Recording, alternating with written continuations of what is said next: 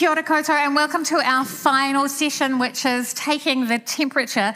You could argue that New Zealand got off to a really good start with gender equity when women fought for and won the right to vote in 1893. And that was many years before sisters in other countries managed to achieve that. But how are we doing now? How close are we to our goal? Are we getting warm or hot? Or are we still a long way from what we want the world to be? So I have some fabulous women to ask. I'm going to introduce each of them to you. Jacinta Ruru is sitting right next to me. She whakapapas to Raukawa and Ngāti Ranginui. She's New Zealand's first Māori Professor of Law, one of the first wahine Māori to be elected a Fellow of the Royal Society. Jacinta's ideas about Indigenous peoples' rights and responsibilities have been published widely. She's a passionate advocate for recognising tikanga Māori in law and also for decolonising the tertiary sector. Please make Jacinta very welcome.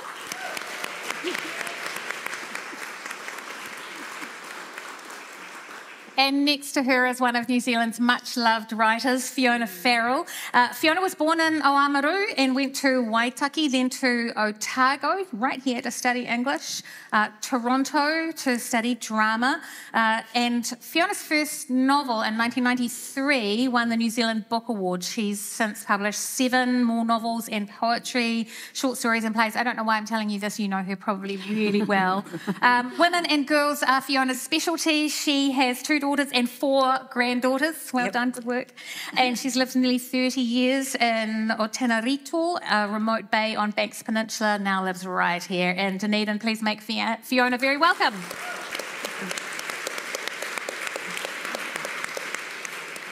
And we're working Perlina Lau very hard today. She didn't have anything else to do for the afternoon. So we thought we were going to have Harinder Sidhu, the Australian High Commissioner, in this afternoon, but she unfortunately has COVID. So we're delighted to have Perlina in her place. You've met her, you know her really well. She's a broadcast journalist. If you listen to RNZ National, you'll hear her voice at midday doing, what's it called, World Watch? World Watch, yeah. Which is fantastic. She's that gorgeous mix of authoritative but warm. And also she's an actor. Began her screen career on the web series Fat 3. She created and stars in the award-winning comedy series Creamery, which has just been given another series, I believe. Season 2 is just coming in. Yeah. So, Jacinta, I'm going to begin with you, if I may. When I introduce somebody and say that they're the first woman or the first Māori woman to do a thing, I feel 2 things. I feel tremendous admiration and respect for her, but I also feel really sad that she's probably the only person who looks like her in her job, and that possibly it has taken a long time to get to that place. Is that anything like what you feel? Yeah, absolutely. So, I mean, it's an incredible honour to be like the first Māori Professor of Law in the country, but it also says more about the entity than it says about me. Hopefully it raises... It's an important conversation to have. It should be raising a whole lot of questions for us. It should be asking, why is an institution like the University of Otago, 150 years in history, why hasn't it had a Māori professor before? Why, for example, was I only the Māori person working in the law faculty for 20 years on my own? And then it should also be asking us questions, well, what next? I became a professor in 2016. How many more Māori professors in law have we had since 2016? We've only had 1 more, and that's in University of Waikato. So, what's going on in the sector? So it's important to talk about, and I think it's a really important conversation for us to have as a country. Yeah. Can I ask both of you, too, about sometimes being the only person who looks like you in the room because of gender, age, ethnicity? Fiona, you will have experienced this. Well, I have and I haven't. When I was a child, of course, there wasn't much in the way of New Zealand writing, let alone writing by New Zealand women. There was Janet Frame, and then there were whole issues of Landfall magazine where there was not a single woman mentioned, either reviewed or writing poetry. So I was just brought up on British and American books. So that I'm part of that generation that came roaring through in the 70s and 80s and decided, well, if we're going to write, as one of my friends said, someone's got to write it and it might as well be us. And so off we went. Yeah. Yes. So, before we get to you, Perlina, I do want to observe that publishers until maybe the 90s really didn't think that anybody wanted to read women's stories. Well, there have been a lot of factors in why there's been this great explosion of women writers. One of them is that women no longer were having masses of babies, because I'm the generation where the pill suddenly became available. I'm history, really, really ancient history. The pill became available, women started having their own income, and they started wanting to buy books, and then editors started to become, they were women as well, people like Harriet Allen at Penguin Random. People joined the book trade, and they discovered that women like to read books. There's nothing new about that. Novels started as a female activity. There was a wonderful feminist critic called Dale Spender, an Australian, stroppy Australian. She wrote Man-Made Language. She did. She is brilliant. And she wrote another book called Mothers of the Novel. And it's about all the hundreds of books that were written before Jane Austen in Britain. Yeah. That it was a female thing. It was disregarded as being frivolous and silly. And then it began to be taken up by men and was taken more seriously.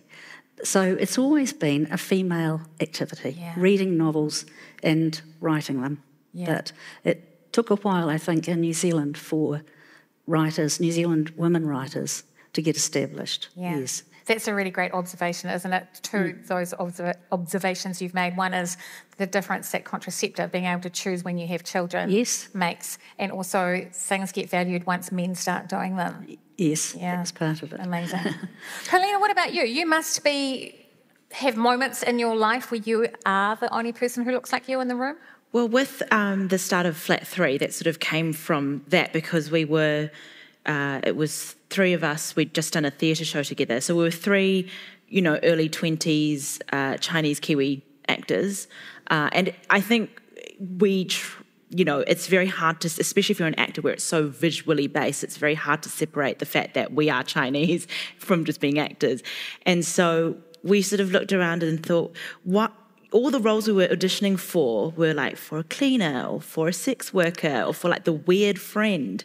And I was like, I'm sort of like none of those things. I don't know why I can't just be like a 20-something-year-old person who, doesn't have their stuff together and is navigating life, and also very influenced by America. There was Sex and the City, there was Girls at the time coming out, and so there were all these shows with just female cast, and we sort of looked around and went, why isn't there a show like that in New Zealand? It's not like we have a flattened culture. You live with your friends in your early 20s, navigating the world, navigating just coming out of university or going into the workforce, trying to figure out work hierarchies and all those sorts of things. And it's sort of, we thought that's ripe for content. There's so much comedy to be mined from those situations. So sort of similar thing where we go, well, we can sit here and complain about these average roles that we're getting auditions for, or we just make the stuff ourselves. So we just made the web series and did 6 episodes off our own bat and time. Yeah, and got Roseanne Liang involved as well. And so there's sort of like this foursome. Yeah. It is such a lady thing, isn't it, when you go, nobody's giving me an opportunity. Oh, okay, I'll build it then. Yeah. My favourite book when I was a small child was The Little Red Hen. I had the Little Golden Book. We didn't have many books in my family. My dad was a working man and we didn't have a lot of money, but I did have a little golden book of Little Red Hen. I'll do it myself, said the Little Red Hen, and then she gets to eat all the bread at the end. So I think she's a fantastic role model for girls. It's great. It is. It's a really great thing to instill in the little ones, right? Yes. I'm going to ask a really fundamental question. Why is it important to have women in all the spaces? Why is it important to have a woman in the law faculty? So that you know that you belong, that you've got something to contribute. It's a big thing to stand up, particularly in a legal profession, trying to educate the next workforce of lawyers, and having that authority as a woman in a lecture theatre. I remember when I first began my job in the early 20s there, I'd get a lot of critique from a lot of the students saying, why do we have a young woman teaching us? And a lot of comments about my clothing and how I looked and so on, and that they didn't want to be in my tutorial and so on. And so it was just a very normalised profession where the male voice was thought to hold a lot more authority. Yeah. So it is really important. And those changes in that university sector are still relatively new. So when I did begin at the university, would have been in my teaching role in the late 1990s. I can still remember, I think we only had maybe like 6 women professors across the whole university. We are a medical dentistry, across the whole university. We had this amazing organisation which still exists, the Staff Women's Caucus, and that's where we would come together as women. And so it is really important to have female role models. We still see it in law today, where we know now for the last 20 years we've had more females graduating in law, but women are still not holding those top positions in the legal profession. Yeah. There's still, we do have some women as partners in law firms, but those inroads have been very slow for women to be able to infiltrate and go into. Do women... I'm asking all of you, do women bring something in particular to the environments that they work in that is valuable? Well, in my profession, absolutely. We're 50% of the population, for God's sake. We've got something to say that's relevant. But I think that women have a particular view of the world that's expressed through their writing, and that's what women readers love. They love seeing themselves reflected, because when you're writing, you're only doing 50% of it, because readers come to you with all their suppositions and assumptions about the language you're using, and so their story is taking shape at the same time that they're reading yours. Yeah. It's very much a conversation. Yeah. So that's very much part of the job. But I guess listening to you, Jacinta, I've been fortunate. I've been always in a very female kind of environment, because I was one of 2 girls. I went to an all-girls school. I then did English.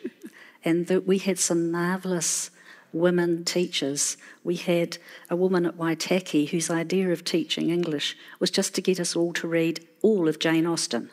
That was her. That was Miss Page. She was wonderful. Yeah. And then at Otago, there was Margaret Dalzell and other women, those redoubtable women, those academic women, and they were wonderful and very, very strong role models. Yeah. I think, similar to what Fiona said, especially in writing, say, for film and television, as a woman, as a female, you bring that perspective. Men cannot replicate that. They cannot write from knowing.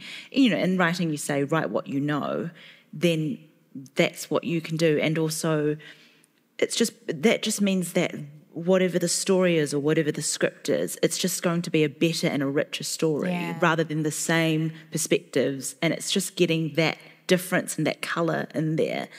To me, it feels like a no-brainer. If you want different ideas and different thoughts, you have to bring in different people.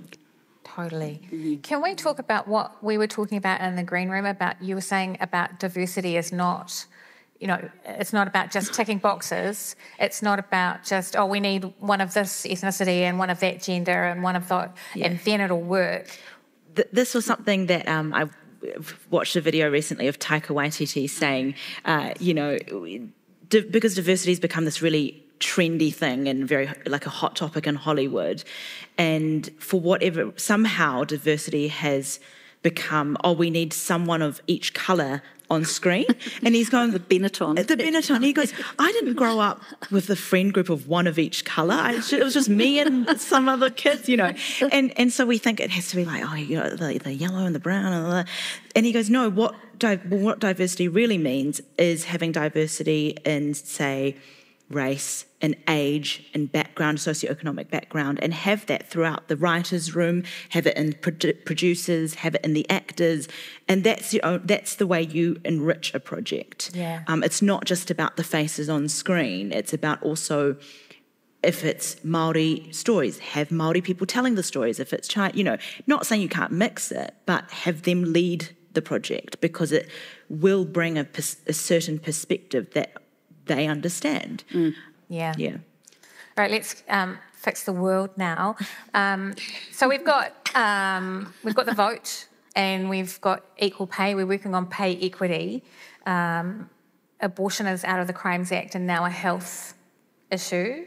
So are we finished? We're done. Is there anything that we need to do? What's on your list of stuff that still needs work? I'm going to start with you. Yes. Look, I think there's a huge amount still to do, and it all still feels quite fragile, really. And we think about, there's still a whole lot of women are still making firsts, or it's still. It was only 3 years ago, or maybe 5 years ago now, we had our first female dean of our law faculty, or there's still a whole lot of firsts that are still happening, and. I think we've still got to really work out how we configure the whole family home with women out working and men out working and everyone working full time, and amazing children to also be bringing up. And I think we've still got a lot to figure out there as a society, our own health and well-being, and how we can all do that well as a society. We're only maybe 3 generations in of women out working the way that we are now. So certainly my mum didn't work full time. I look around, it's still quite we don't have the role models yet, I think, in society. Or be interesting to see, I look to my nearly 15-year-old daughter, how she's going to construct her life, and how my son is going to construct his life as well. So I think there's still a lot for us to figure out how we work as a society. Yeah. We've been very slow, I think, to make any changes to the way we organise our working life, for example, right? Is that something that you think about, Perlina? Yeah, it's in terms of balancing sort of personal and work at the moment, I think I've just hit an age where I'm going, if I want to have kids, but I also want to keep my career going, in the end, I still have to choose. Yeah. I feel like I still have to choose. And I sort of thought, I'll leave kids for now and work on the career. And then now I've got to a point where I'm comfortable, but I'm like, I still have to. And I'm not aware that that's a question men ask. No, because apparently it doesn't matter for them. Yeah. But I think that I heard someone recently say, women can have it all, but maybe just not all at the same time.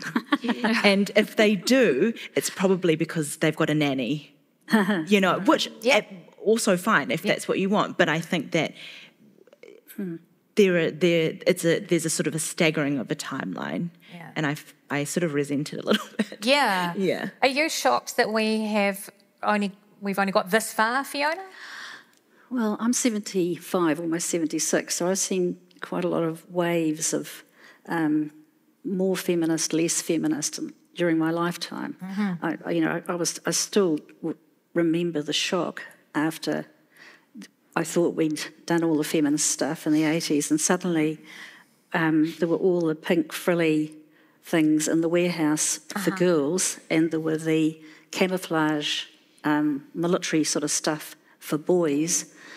I couldn't believe that it happened somehow. We thought we'd got past all that with the unisex toys and the unisex clothes for our children in the 70s. And I think we thought we were going to have little daycare facilities that every industry would have, professionally run daycare centres for small children, and there'd be little creches, and the mothers would be able to, and parents, fathers, could come down during the day and see their children. That was the kind of image I think we had of how it was going to work. And yes, I think we take 2 steps forward and 1 back constantly, or 1 step forward and 2 back. It's been kind of, it's been quite shocking. I found this year, really quite shocking. The treatment of Jacinta Ardern absolutely threw me completely. The absolute violence that was directed at the leader. That's what I thought we were working towards, was having a prime minister, a woman prime minister. And then when she gave that speech saying, you too could be here, I was sitting there thinking, oh my God, what courage it's going to take to be that person. I was gobsmacked by that and by her courage in carrying on. So, I think we go forward and we come back, and we go forward and we come back. Yeah. I hope Sunday we'll go forward a long way. I wouldn't mind talking about that just for a minute, because women in leadership, it's like you say, Fiona, the thing that we thought we knew we wanted, but we thought it would change everything. But I think that what we've learnt is that there are vast numbers of people who do not like to be led by a woman who leads in a female way, whatever that means. Discuss. I mean, I feel like the female way of leading is collaborative as opposed to adversarial and individual. Exactly. Yep. On the Jacinta thing, I was working in London at BBC during about 2018 and 2019. So this was when the mosque attacks happened and everything. And this was also at the same time that Boris Johnson was Prime Minister in the UK, Trump was president in the US, Brazil had Jair Bolsonaro, which was like a Trump figure. You had Italy going more and more right. And then Angela Merkel was resigning, and everyone's going, "Oh, who's going to replace her?" And just as a Kiwi abroad, it was really interesting because I was keeping tabs of what was going on in here, and there was so much criticism and I suppose getting more into the detail. But overseas, so many people in the newsroom, or so many people even outside, would just say, "Oh, you guys are so lucky to have a leader who's normal." They weren't looking necessarily even just her as a female. They're just saying she's just not this narcissistic, stomping leader who's serving, appears to be only serving themselves and not. I guess there was a wave of sort of populist sort of leaders, but the fact that they just went, "Oh, you're so lucky, you have no idea." They weren't getting into the nitty-gritty of the politics side. They just said they just weren't seeing that in their leaders, just that normal human reaction to events. Yeah.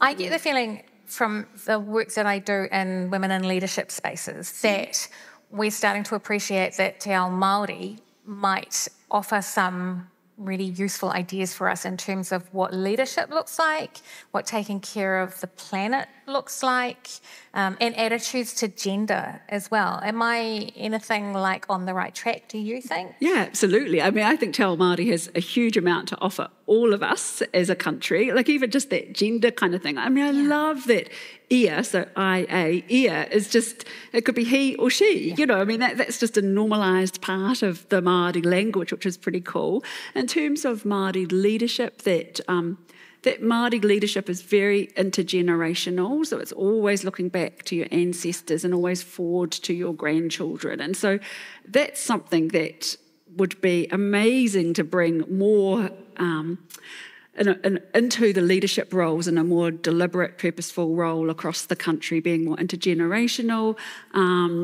that your success as a leader is more about how you recognise like wealth within Māori is about how much you give away, and that you're always trying to work out on this kind of reciprocity kind of thing about the more you give, and that's the most important thing that you can be doing. And so that idea of manaaki and welcoming and so on is so fundamentally important to how the whole structure of the Māori world works. And so, I think as we grow in our confidence in New Zealand, as we are, a lot of New Zealanders are now learning the language and learning about our tikanga, I still think there's a huge amount that we can learn and think about what that might mean for all of us as New Zealanders. Yeah. We were sort of talking about this a little in the green room too, about that. I was saying that Chinese culture is very similar to Māori. It's very collective. And when you just said about IA, in Chinese, when you refer to someone else, it's just them. they. There is no he or she. It's just them, as in the other person. And so I was trying to explain to my 70-year-old dad recently about, you know, the pronouns, gender pronouns, and he's going, huh? It's just them, isn't it? Like, it's just one word. It's easy, you know.